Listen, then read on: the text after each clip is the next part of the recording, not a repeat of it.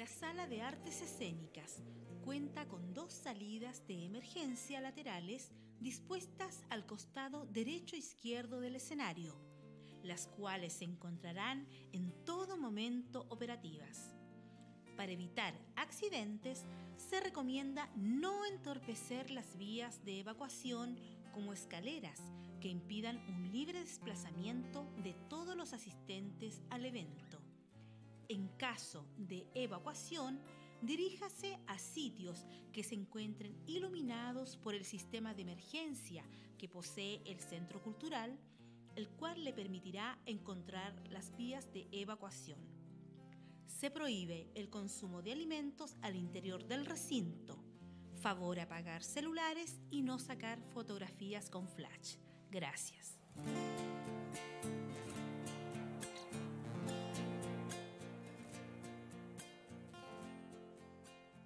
Muchas gracias por su atención. Me presento, mi nombre es Paola Tapia. Los acompañaré durante esta jornada de este seminario.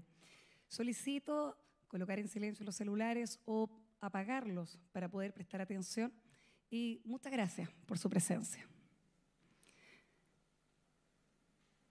Buenas tardes. A nombre de la Secretaría Regional Ministerial de Agricultura, de la Fundación para la Innovación Agraria FIA y del Centro Regional de Investigación INIA Campenaique, damos la más cordial bienvenida al Seminario Internacional de Economía Circular, una oportunidad para desarrollar del sector agropecuario de Magallanes.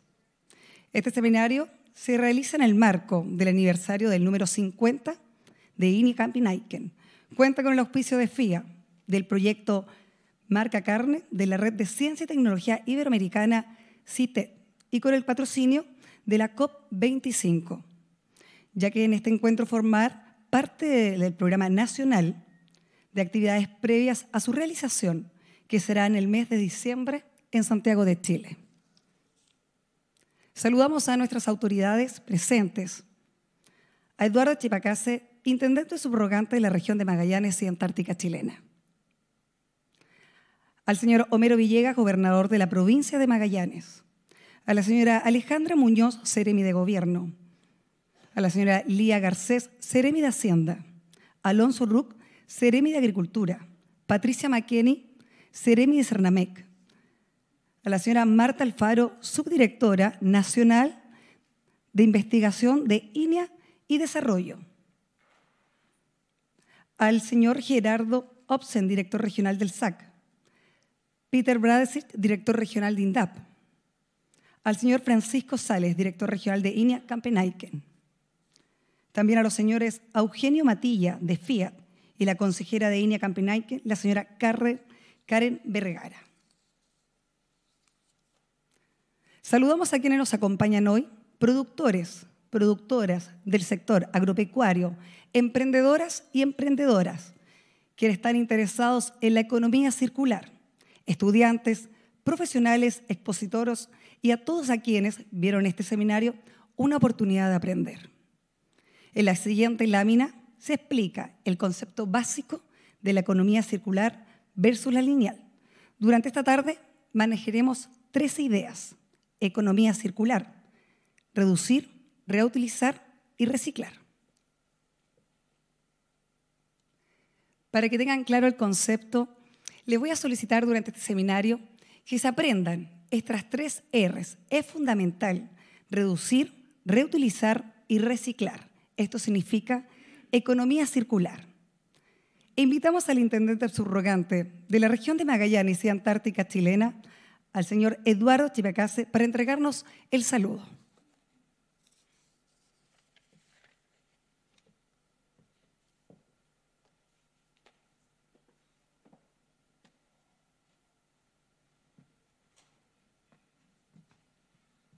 Buenas tardes. Voy a aprovechar los vocativos para saludarlos a todos. Es un gusto estar acá. Felicitaciones a Línea por esta actividad. Claramente Línea durante estos 50 años ha sido un tremendo aporte justamente para el desarrollo agropecuario. Y hoy día, en el marco de la COP25, justamente tenemos muchísimo que trabajar respecto a la agricultura, también a la ganadería.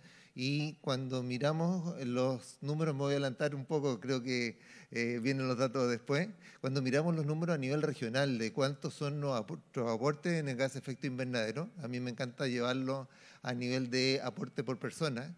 Nosotros aquí en la región generamos 20,5 toneladas de CO2 por persona. En realidad el promedio nacional es 6,1, es decir, claramente estamos un poco más de 3 veces de lo que se genera a nivel nacional. Pero les cuento que de esos 20,5 hay 4,3 que corresponden justamente al aporte de la ganadería y agricultura en general. Y eso tiene que ver con ganadería directamente y con uso de fertilizantes. Entonces, claramente en esta área es una área en la que Línea puede hacer un tremendo aporte.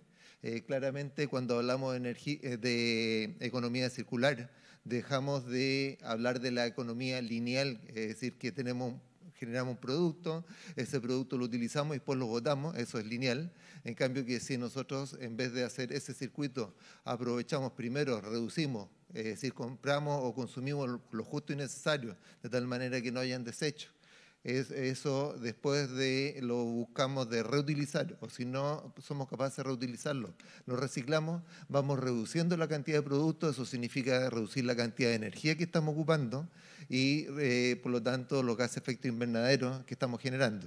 Hoy día claramente el gobierno está muy empeñado a trabajar con el tema de cambio climático.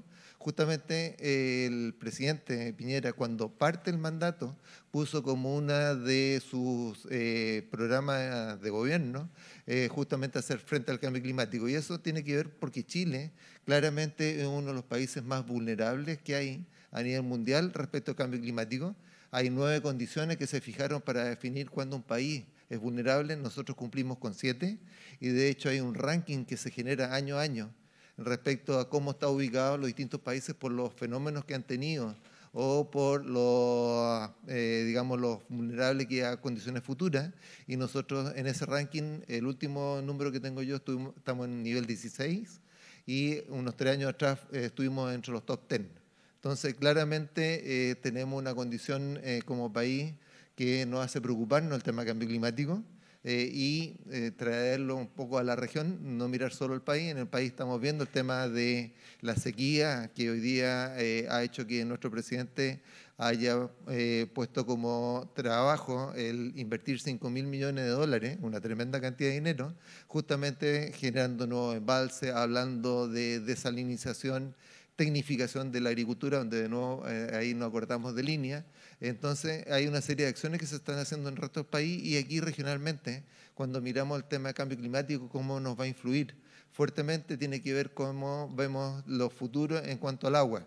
Y eso referido a los hielos, con los problemas de deshielo, donde perdemos reservas de agua, cómo están cayendo algunas lluvias como las que tuvimos en Natales y en Torres del Paine en el año 2017, donde prácticamente en un día tuvieron una cantidad increíble de agua que está fuera de los estándares, o la temperatura está extraordinaria que tuvimos ahora el 16 de febrero, con 32,2 grados en Porvenir, algo que jamás no hubiéramos imaginado antes.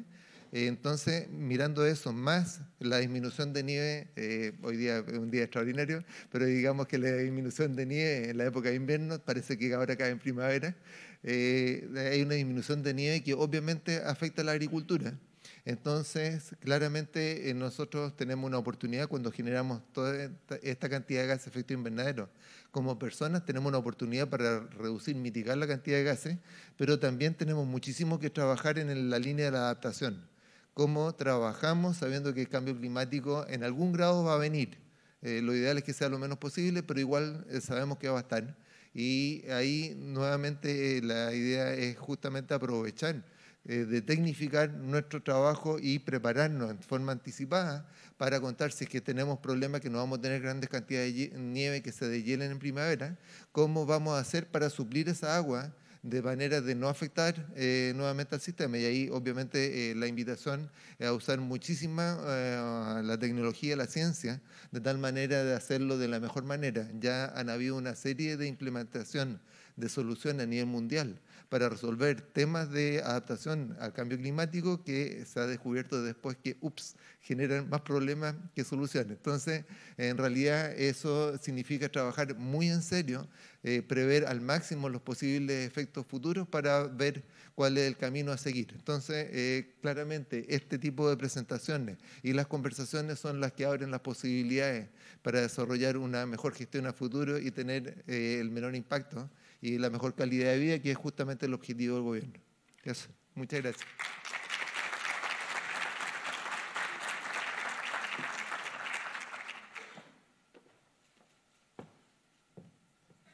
Agradecemos las palabras de don Eduardo Chivacase. El Centro Regional de Investigación INIA Campenaique cumple 50 años en la región de Magallanes y con motivo de esta celebración los invitamos a todos ustedes a disfrutar de este video.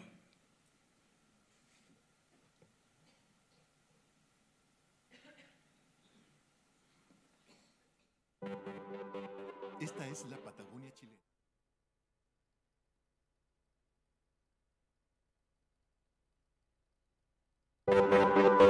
Esta es la Patagonia chilena. Siempre difícil de habitar, casi imposible de conquistar. Desde los primeros intentos por establecer poblamiento europeo y chileno, se buscó aprovechar los recursos naturales de la zona. Sin embargo, solo el ingreso de tecnología y nuevos métodos de cultivo permitieron que, bien entrado el siglo XIX, los colonos lograran establecer producciones agrícolas. La ganadería, pero también el cultivo de la papa, entre otras hortalizas, cruzaban la vida diaria del grupo de aventureros colonos que poblaron el sur de Chile.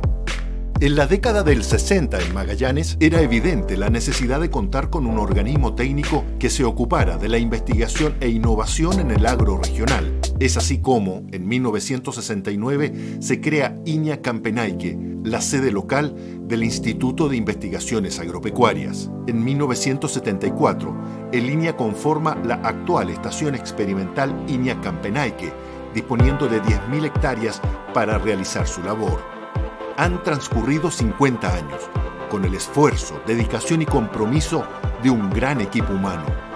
La ganadería ovina ha sido uno de los principales focos de investigación del INIA Campenaique, destacándose la creación de uno de los primeros núcleos de mejoramiento genético de la raza Corrider, la incorporación de la esquila preparto y técnica Tally High, así como el acondicionamiento de lana en galpón, el desarrollo de estrategias nutricionales y evaluación de razas carniceras. Por otra parte, el diagnóstico de gestación precoz por ecografía, que se realizaría en más de 200.000 vientres anualmente, y la determinación de causas de mortalidad al parto, ha llevado a establecer manejos que han disminuido sobre un 30% la mortalidad de corderos mellizos al parto. También, en un estudio de INIA Campenaique, se determinó las cualidades nutritivas de la carne del cordero magallánico, el que, debido a sus altos contenidos de hierro y zinc, ha servido al sector industrial para diferenciarse en el mercado exportador. En los 90 se introducen camélidos domésticos, llamas y alpacas desde el norte grande, con excelentes respuestas reproductivas y productivas en el ambiente patagónico. INIA Campenaique se ha destacado en la creación del Día del Carnero y el Día del Toro, como así también en el desarrollo de cursos de inseminación artificial, transferencia embrionaria y de diagnóstico de gestación, actividades que permitieron entregar herramientas para el desarrollo de la ganadería extensiva austral. Asimismo, recientemente se desarrollaron las escuelas de invierno orientadas a trabajadores rurales en las que se les capacita en manejos ganaderos. En el estudio de las praderas se destaca en la década de los 80 un proyecto de caracterización de prácticamente la totalidad de la superficie de la región, lo que permitió conocer la capacidad talajera en detalle a nivel de predio. También se innovó en la introducción de diferentes especies forrajeras, posibilitándose un fuerte incremento en la producción, trabajo que continúa hasta el día de hoy buscando dar sustentabilidad a las praderas naturales mediante una intensificación estratégica de la alimentación.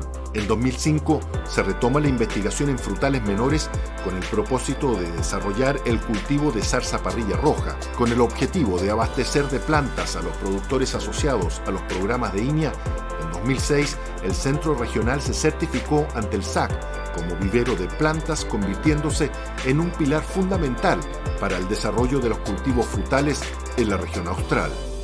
Debido a las difíciles condiciones climáticas de la zona, dominadas por el viento, a partir de 2009, Campenaique comienza a evaluar diferentes estructuras tipo túnel para minimizar los riesgos producidos por el viento para la producción de fruta de calidad. Asimismo, INIA realizó una prospección de aquellos frutos nativos magallánicos con potencial funcional, entre los que se destacan la frutilla silvestre y el calafate. Tras una investigación de casi 4 años, INIA logra seleccionar los mejores ecotipos de calafate, los que a su vez concentran las mayores propiedades funcionales de este berry. El estudio brinda los primeros pasos hacia la domesticación de este tradicional fruto magallánico. Entre 2008 y 2012 se investiga sobre la optimización de la dieta de ovinos para incrementar la productividad de la ganadería de Magallanes, poniendo a disposición del sector productivo un paquete tecnológico tendiente a mejorar la calidad de la dieta de los animales, incluso proponiendo la formulación de un pellet local como alimento suplementario de los ovinos que hoy se encuentra disponible y se comercializa en el mercado local. Entre 2012 y 2015, INIA Campenaique desarrolla un proyecto de apoyo a la ganadería bovina de carne, entregando un paquete tecnológico innovador, de precisión y concreto con el propósito de alcanzar la cría de novillos de 460 kilos en solo 18 meses. La existencia de 2.750.000 hectáreas de turberas en Magallanes justifica, a contar de 2010, la ejecución de un proyecto que se focalizó en la investigación y validación de técnicas de restauración de turberas y el desarrollo de un marco jurídico, el que hoy es referente nacional para el desarrollo de este ámbito. Otra iniciativa que ha concitado la atención del sector productivo y la opinión pública es el proyecto que busca recuperar la producción y sanidad de la papa en Magallanes. Esta iniciativa permitió implementar un centro de producción de papa semilla de calidad certificada como estrategia para mitigar el aumento del nemátodo pálido y aumentar la producción y calidad de este cultivo para lograr, en el mediano plazo, el autoabastecimiento de este importante componente de la dieta local. En 2018, se aborda el proyecto Balance Hídrico de Vegas con el propósito de elaborar una estrategia para mejorar la gestión hídrica a nivel predial y aumentar la resiliencia al cambio climático. Cabe destacar los esfuerzos de INIA por transferir los resultados de sus investigaciones al mundo productivo y a la comunidad en general a través de los días de campo, seminarios, talleres, publicaciones, grupos de transferencia tecnológica y ferias ciudadanas. Han sido 50 años de investigación, innovación y transferencia tecnológica, apoyando el desarrollo de la actividad silvoagropecuaria de Magallanes. El gran desafío actual y futuro es la sustentabilidad de los procesos productivos, en el que INIA seguirá jugando un papel fundamental. INIA Campenaique, 50 años en la senda del desarrollo agropecuario regional.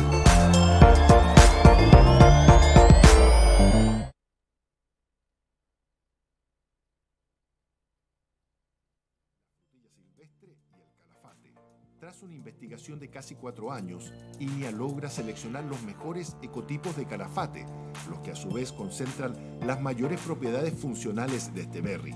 El estudio brinda los primeros pasos hacia la domesticación de este tradicional fruto magallánico.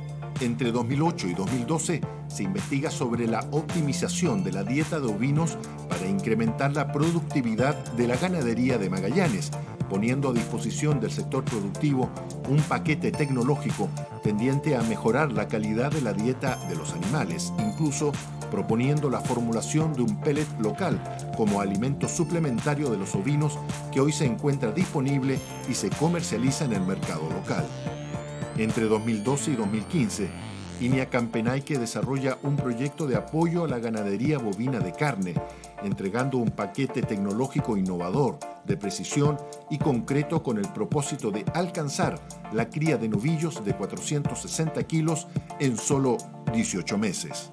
La existencia de 2.750.000 hectáreas de turberas en Magallanes justifica, a contar de 2010, la ejecución de un proyecto que se focalizó en la investigación y validación de técnicas de restauración de turberas y el desarrollo de un marco jurídico, el que hoy es referente nacional para el desarrollo de este ámbito. Otra iniciativa que ha concitado la atención del sector productivo y la opinión pública es el proyecto que busca recuperar la producción y sanidad de la papa en Magallanes. Esta iniciativa permitió implementar un centro de producción de papa semilla de calidad certificada como estrategia para mitigar el aumento del nemátodo pálido y aumentar la producción y calidad de este cultivo para lograr, en el mediano plazo, el autoabastecimiento de este importante componente de la dieta local. En 2018, se aborda el proyecto Balance Hídrico de Vegas con el propósito de elaborar una estrategia para mejorar la gestión hídrica a nivel predial y aumentar la resiliencia al cambio climático. Cabe destacar los esfuerzos de Línea por transferir los resultados de sus investigaciones al mundo productivo y a la comunidad en general a través de los días de campo, seminarios, talleres, publicaciones, grupos de transferencia tecnológica y ferias ciudadanas. Han sido 50 años de investigación, innovación y transferencia tecnológica, apoyando el desarrollo de la actividad silvoagropecuaria de Magallanes. El gran desafío actual y futuro es la sustentabilidad de los procesos productivos, en el que INIA seguirá jugando un papel fundamental. INIA Campenaique, 50 años en la senda del desarrollo agropecuario regional.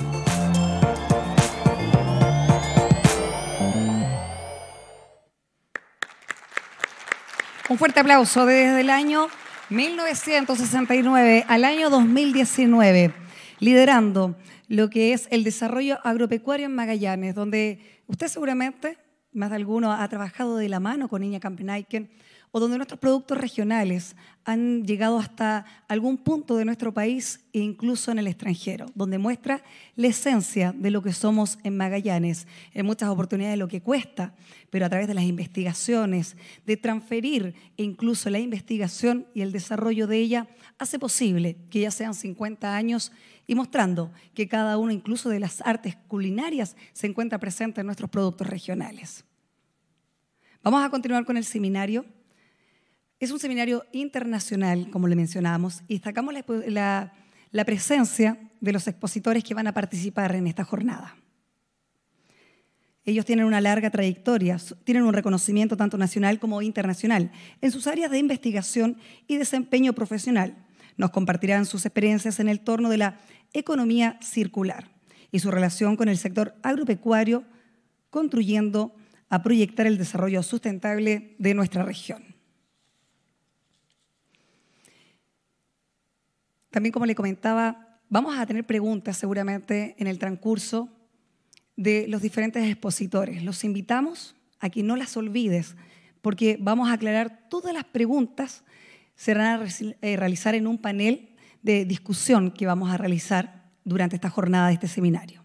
Lo más importante no es olvidar, reducir, reutilizar y reciclar. Esto es economía circular. También estamos transmitiendo vía streaming por a través del Facebook de Campenaique. Lo pueden ustedes volver a revivir este mismo seminario o quienes nos están viendo. Saludamos a quienes nos están viendo a través de esta señal online de Facebook y por Miralop. Damos inicio al seminario invitando a nuestra primera expositora, doña Marta Alfaro Valenzuela, ingeniero agrónomo de la Universidad de la Frontera y doctora en la fertilidad de suelos de la Universidad de Reading en el Reino Unido.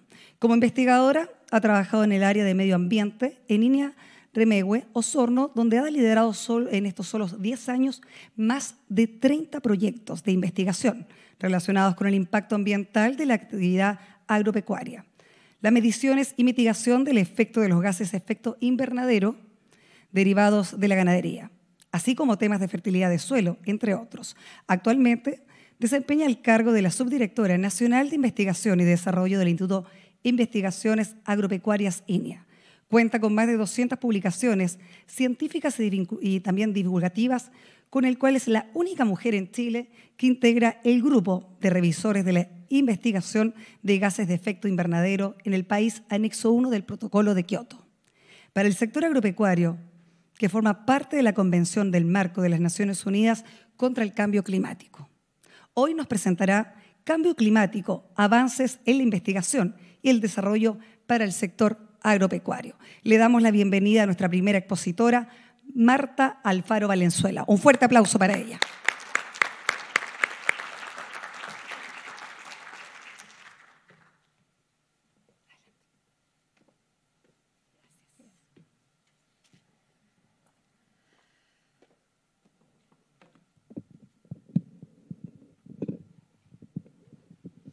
Muy buenas tardes.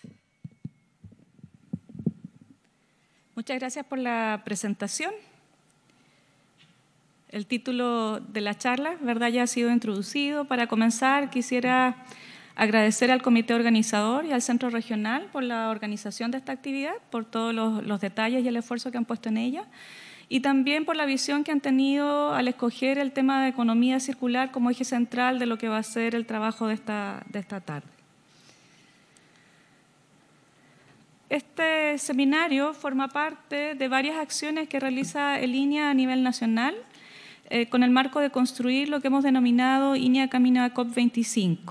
Hemos organizado distintos eventos técnicos, todos asociados al ámbito de cambio climático, desde el mes de agosto y hasta este mes de octubre. Ustedes ven ahí, están destacados en negrita los eventos que nos van quedando pendientes, incluyendo el de hoy por la tarde. Adicionalmente, durante las 2 semanas de la COP, en la primera quincena de diciembre, vamos a desarrollar un par de actividades más. La charla va a estar concentrada en los siguientes temas.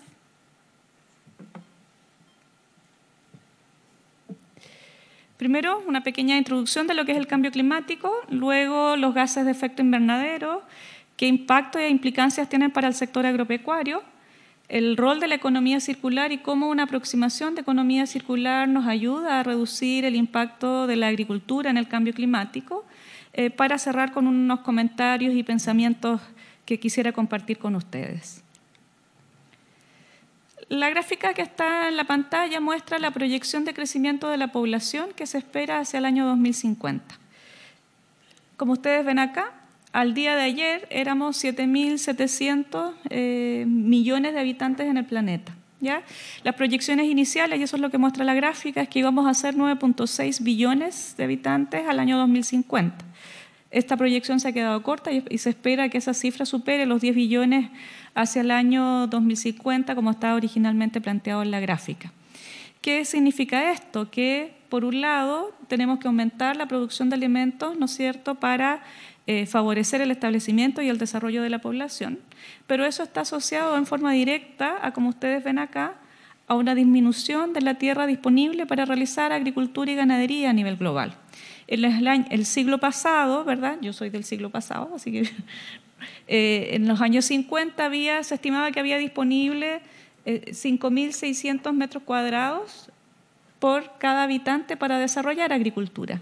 Sin embargo, en la medida que aumenta la población, ¿verdad?, empieza a competir por la disponibilidad de terreno para desarrollar la actividad. Y eso significa que en el año 2050 esta cifra se va a quedar un poco menor. Como les decía, estamos proyectando ahora que el crecimiento de la población nos va a llevar hasta 10 billones de habitantes.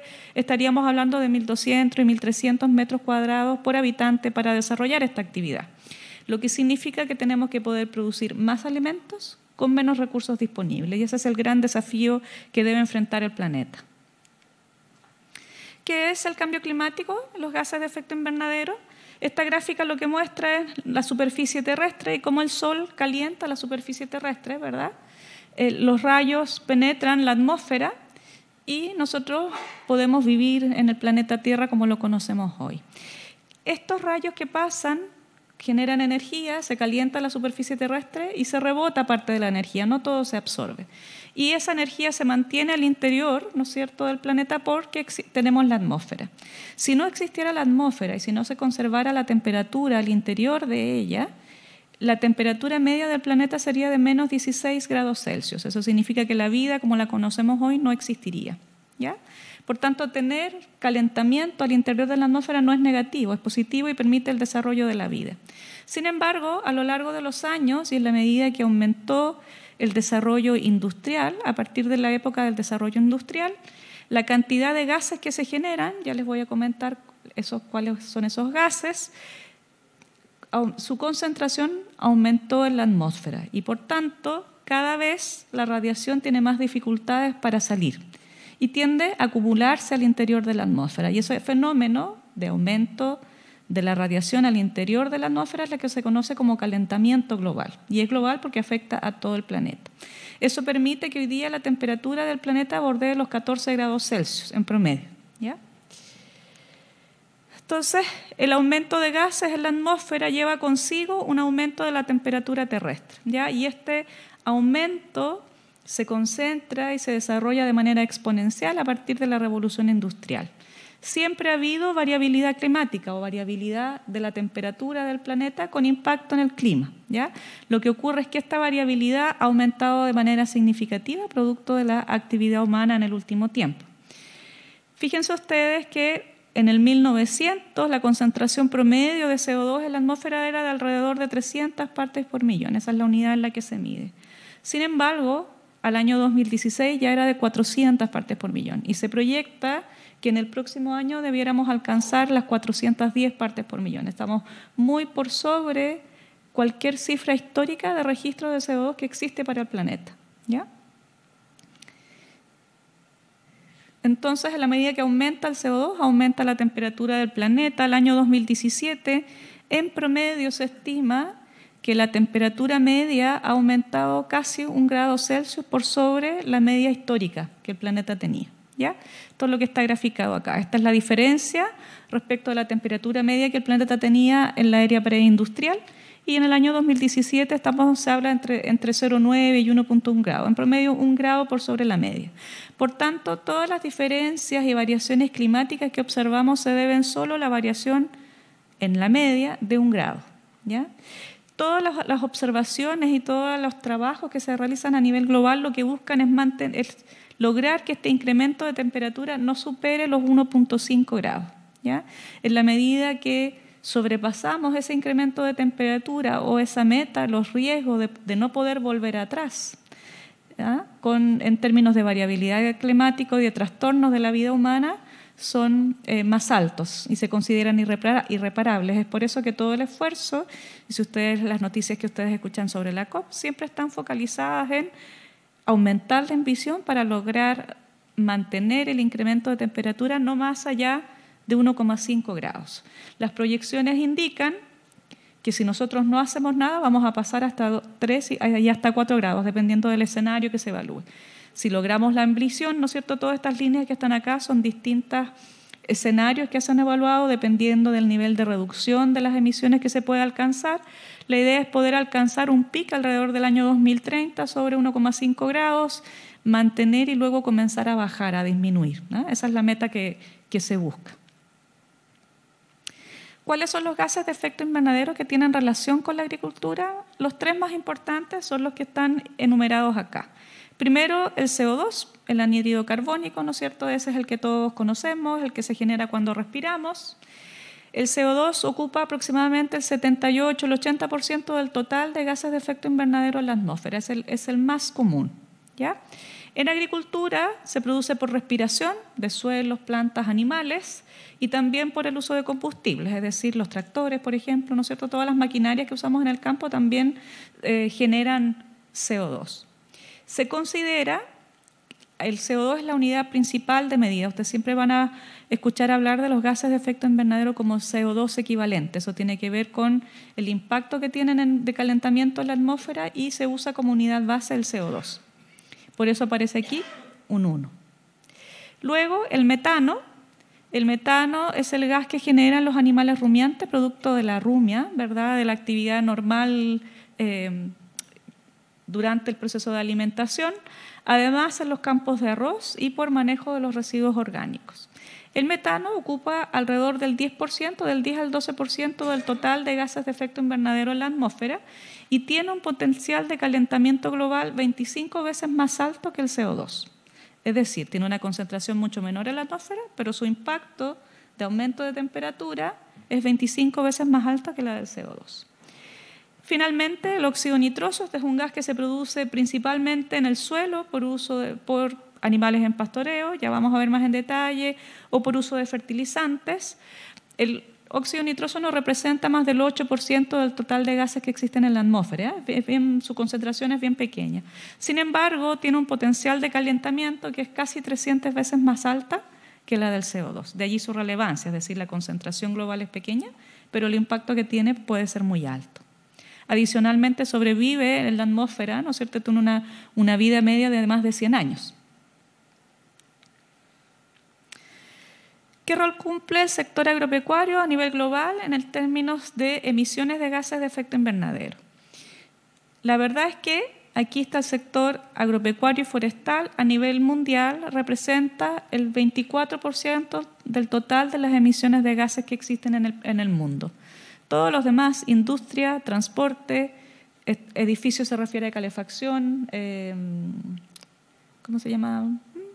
Para el frío, ventiladores, tienen que ver, están todos asociados al gasto de energía. Por tanto, el gran sector que emite a nivel global es el sector de energía. Después, si miramos a cómo se desagrega este sector agropecuario y forestal a nivel global, vemos que el 40% de este 24% tiene que ver con emisiones asociadas a la ganadería en forma natural. 16% tiene que ver con el estiércol, ¿no es cierto?, que estos animales generan, ya sea de manera conservada, en los pozos purineros o durante el pastoreo. Y así, el 13% tiene que ver con uso de fertilizantes sintéticos, en particular fertilizantes nitrogenados y enmiendas calcáreas en suelos. El 10% con emisiones en el cultivo de arroz. Esto es un cultivo que mayoritariamente se usa bajo condiciones de inundación y eso genera emisiones de metano, que son muy importantes, no en nuestro país, pero sí en Asia, por ejemplo. Emisiones por almacenamiento del estiércol del ganado, no durante la aplicación, sino que simplemente por el hecho de almacenarlo. Y quema de praderas. Estos son, por ejemplo, en Australia, en Canadá, en algunas partes de Estados Unidos hay incendios naturales en extensiones de sabana, ¿ya? Y a eso se refiere este ítem. Ahora, como bien nos explicaba nuestro intendente, Chile es un país altamente vulnerable al cambio climático y cumple 7 criterios de los 9 que existen para definir la vulnerabilidad. Eso hace que Chile, siendo un país muy pequeño, ¿no es cierto?, quiera cumplir un rol muy activo respecto de la mitigación y la adaptación del cambio climático, ¿ya? Y de allí que estemos organizando la COP hacia fines de este año, entre otras medidas. Los principales países emisores de gases de efecto invernadero a nivel global son, si yo les pregunto, ¿alguien sabe? ¿O a alguien se le ocurre cuál es el principal país emisor? Casi. Estados Unidos es el primero, China es el segundo. Después viene la India, ¿verdad?, como países emisores. ¿Y qué lugar ocupa Chile en ese ranking? ¿Saben? No, Chile, como país emisor, ocupa el lugar número 62 de 190, ¿no? 197 países que conforman la convención. Chile emite el 0.26% de las emisiones globales, o sea, menos del 1%. ¿Ya? Pero ¿por qué nos preocupa tanto este tema? Es porque somos altamente vulnerables a los efectos del cambio climático. ¿Por qué? Porque tenemos un borde costero, tenemos más de 4.000 kilómetros de costa, ¿verdad? Y por tanto, cuando hablan del incremento de los océanos, nosotros tenemos 4.000 kilómetros que están sujetos a ese impacto. Tenemos zonas áridas en el norte del país, semiáridas y también bosques que sufren, son más sensibles o más susceptibles a los impactos del cambio en el clima. Susceptibilidad a desastres naturales. Bueno, aquí somos campeones de campeones, ¿no? Lo que exista ocurre acá en el país. Tenemos áreas propensas a sequía y desertificación, en particular en la zona central del país. Zonas urbanas con problemas de contaminación atmosférica, varias, ¿verdad? Tenemos varios ejemplos a nivel nacional. Muchos ecosistemas montañosos, que como decía son más frágiles. Y tenemos territorios insulares e islas, ¿no? Así que aquí estamos primero en los rankings, como decía nuestro intendente. ¿Qué se espera que el cambio climático genere para Chile? Este es un trabajo que se realizó hace ya algunos años que proyectaba los impactos que el clima iba a tener bajo estos nuevos escenarios. Si miramos aquí en la zona sur del país, el solcito indica incrementos de temperatura. Entre más grande el sol, mayor es el incremento de temperatura que se espera. Lo mismo en las nubes, esto tiene que ver con los patrones de precipitación, con variaciones esperadas en el patrón de precipitación. Entonces, la G significa ganadería, tenemos acuicultura, en algunos casos hay cultivos o zonas de bosque, pero aquí si miramos en esta zona, en particular para el desarrollo de la ganadería, se espera que hacia el año 2040, ¿no es cierto? Antes uno hablaba hacia el año 2020, pero eso ya como que se nos quedó corto. Ahora nos trasladamos aquí al medio, al año 2040, esperamos entonces un aumento de la temperatura, ¿no es cierto?, de 1,5 hasta 2 grados para esta zona, y con un aumento en el patrón de precipitación, es decir, disminución de precipitación sólida, la forma de nieve, y aumento de la precipitación como lluvia, ¿ya? Y por tanto, se espera que pueda existir una ventana más larga, ¿no es cierto?, que permita la producción agropecuaria en esta zona. A nivel nacional, la zona austral de Chile es la única, en términos de agricultura, que se vería beneficiada por los cambios que el clima va a ofrecer, ¿ya? Hacia arriba, si ustedes se fijan, los colores siempre son rojitos, ¿ya? Por disminución de agua, disminución de precipitaciones o por exceso de incremento de temperatura. ¿Cómo andamos en términos de emisiones de gases de efecto invernadero en el país? Este es el último inventario disponible para Chile. Lo primero que destaca acá, ¿verdad?, es esta zona roja. Estas son las emisiones asociadas al sector de energía. Entonces, en el año 2016, las emisiones asociadas al gasto de energía en nuestro país representaban el 78% del total de las emisiones, ¿ya?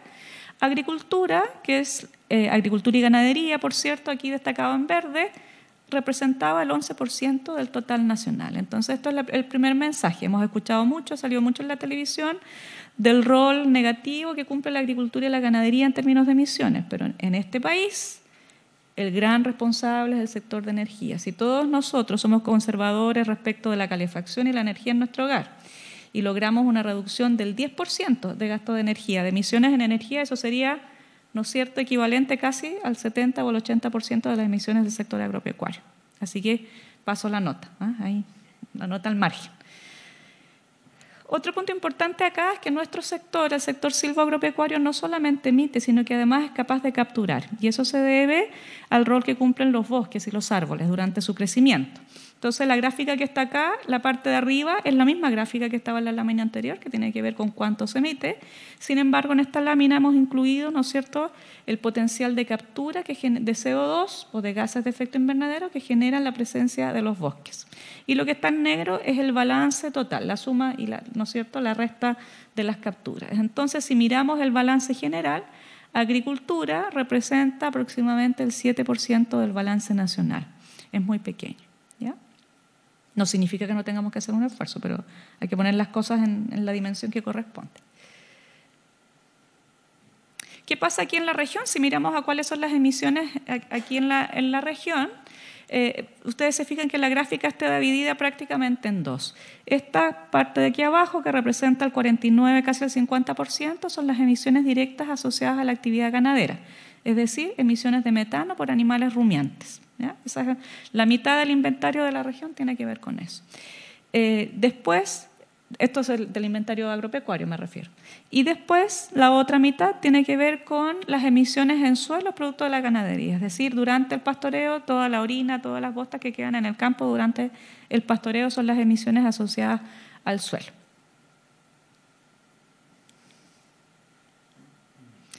¿Cómo se compara esto a nivel nacional? Este es el balance de emisiones en distintas regiones de Chile.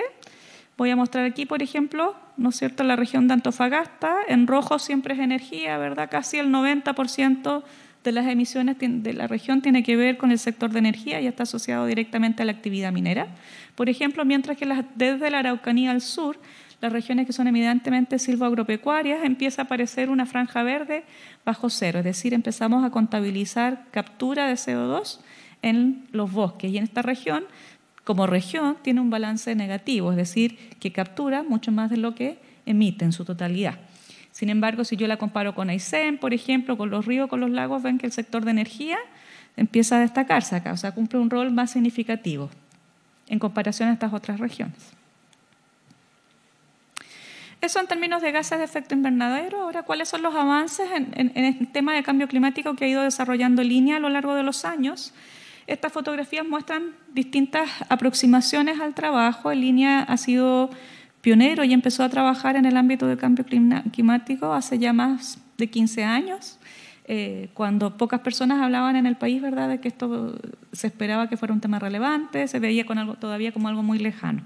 Y lo que voy a hacer es mostrarles un poquito un resumen de los principales hitos que hemos alcanzado en esta temática.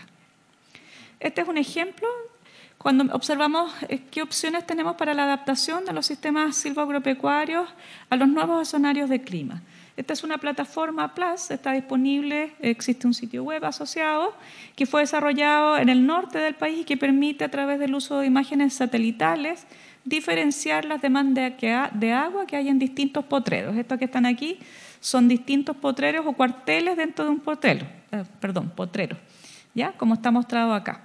Y lo que hace la plataforma es poder estimar, de acuerdo al crecimiento que se observa con imágenes satelitales, ¿no es cierto?, que es el patrón que está aquí abajo, establecer cuál es la demanda de agua ajustada a ese crecimiento. ¿Ya? Esto está hecho para vides y ahora se está habilitando para otros frutales y funciona o cubre, digamos, desde la 3ª región hasta la 8ª región en la actualidad.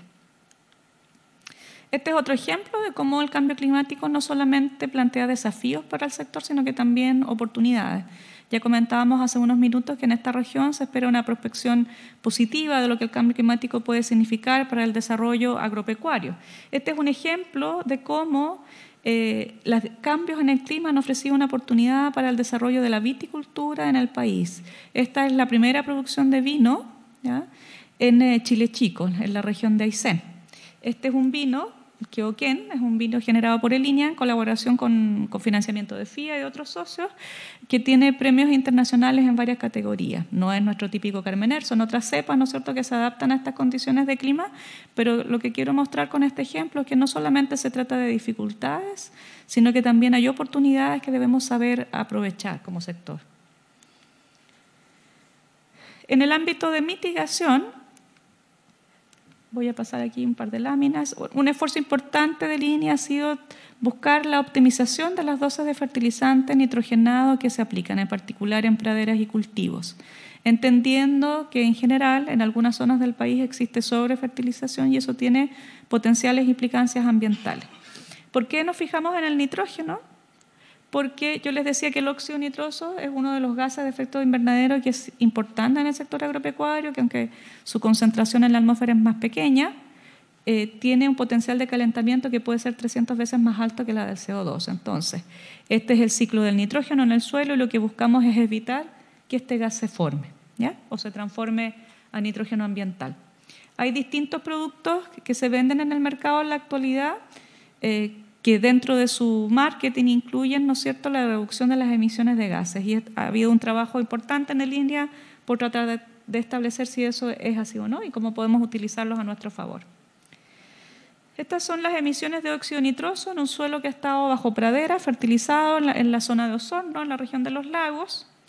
Lo primero que quiero mostrarles acá es que la barra tiene dos colores, ¿verdad?, rojo y azul. Eso significa que de las emisiones totales de óxido nitroso que hay en un suelo cualquiera, gran parte, la mayor proporción, se produce durante el periodo de otoño e invierno. En esta zona, primavera asociado a deshielos, digamos, a los cambios de congelación y descongelación del suelo, también pudiera ser un ámbito que genere mayor cantidad de emisiones. Y lo otro que quería mostrarles es que está ahí es el uso de los productos químicos que están disponibles para reducir las emisiones de gases de efecto invernadero, en particular de óxido nitroso, y ustedes ven que en algunos casos, por ejemplo, esto es aplicar el producto después de que pasan los animales pastoreando, no hay diferencia en el nivel de emisión, ¿ya? En algunos casos sí, en algunos casos no. Lo que quiero mostrar con esto es que no basta que un producto funcione en otras partes del mundo, necesitamos poder hacer validación y desarrollo local de las tecnologías, ¿ya? Y para eso se requiere siempre una comunión público-privada.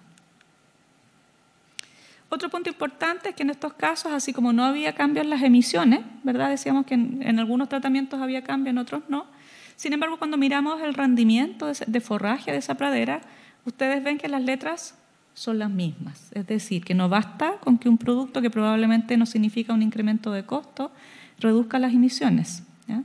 También tiene que cumplir con el criterio básico de al menos mantener, idealmente aumentar la producción, ¿verdad?, para que sea de costo-beneficio, no solamente para el ambiente, sino que también para el bolsillo de quien lo está implementando. Y no siempre ese es el caso. Este es el tipo de equipamiento, el tipo de ensayos que se desarrollan para hacer estas evaluaciones. Más tarde, durante el día de hoy, vamos a contar con la presentación del doctor Francisco Salazar y él también va a ahondar en algunas de estas evaluaciones. Esto es trabajo del grupo que lidera en la actualidad en el área de Osorno. Otro punto que quería comentar con ustedes es que habitualmente tendemos a mirar siempre el vaso vacío, ¿no? O sea, es como una característica de nuestro país, de nuestra cultura. Estas son emisiones, así como las que les mostraba en la gráfica anterior, también de óxido nitroso. Esto es en un cultivo de avena, también en el área de Osorno. No voy a entrar en detalle, ustedes ven que hay una nube de puntos, no hay nada que se destaque ahí, ¿no es cierto? Se ve todo mezclado. Sin embargo, lo que quería mostrar en esta gráfica era en esta lámina de esta gráfica, donde ustedes ven acá que hay valores negativos. Esta es la captura de carbono en la forma de metano en suelos volcánicos, ¿ya? Y esto es lo que está acá, es decir, tenemos que poder tener una mirada integral cuando hacemos estos análisis y estas evaluaciones.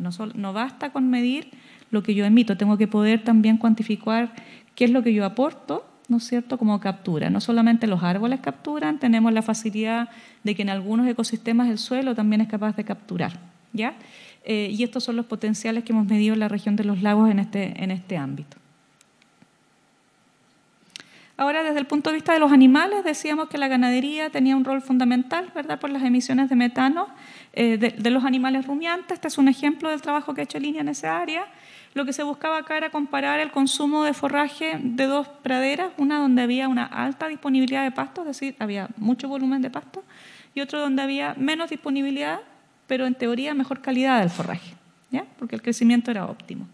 Y lo que se hizo fue medir las emisiones de metano de los animales empleando esta tecnología que es de hexafluoruro de azufre, así se llama. Se usa un marcador para saber cuál es el gas que durante la rumia están emitiendo cada uno de los animales. Y voy a focalizarme acá en la cantidad de kilos de metano, gramos de metano por cada kilo de pasto de materia seca que consumieron los animales y luego por cada kilo de leche que esas vacas lecheras produjeron. Y ustedes ven acá que en la medida que hay alta disponibilidad, decíamos hay mucho pasto, pero potencialmente de menor calidad, la cantidad de metano que se genera por cada kilo que consumen es más alta. Y, por tanto, también por cada kilo de leche es más alta.